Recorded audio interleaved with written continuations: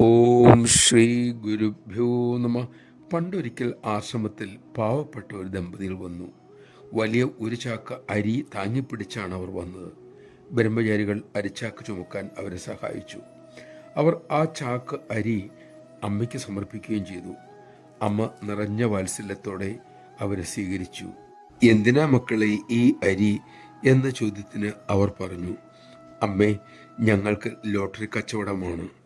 അമ്മയുടെ ജനസേവനം കണ്ടപ്പോൾ മുതൽ ഞങ്ങൾക്ക് അതിൽ ചേരണമെന്ന് വലിയ ആഗ്രഹമായി. ലോട്ടറി കച്ചവടം കൊണ്ട് ജീവിച്ചു പോകാനേ കഴിയൂ.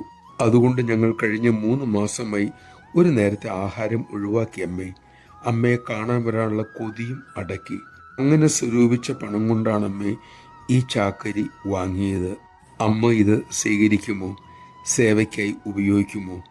അമ്മയുടെ മിഴികൾ നിറഞ്ഞു. അമ്മ പ്രേമപൂർവ്വം അവരെ തലോടി. അതിൽ അവരുടെ ചോദ്യങ്ങൾക്കുള്ള എല്ലാ ഉത്തരവും ഉണ്ടായിരുന്നു. നമഃശിവായ. ആർക്കും സേവ ചെയ്യാനാകും. അതിനുള്ള മനോനില ഉണ്ടാകണമെന്ന് മാത്രം. സ്വന്തം സുഖത്തിനു മാത്രമായി ജീവിക്കുന്നവനെ ഗീത കള്ളൻ എന്ന് വിളിക്കുന്നു. സേവാനിരതമായി ജീവിതം നയിക്കാൻ അമ്മ നമ്മിൽ കൃപ ചൊരിയട്ടെ.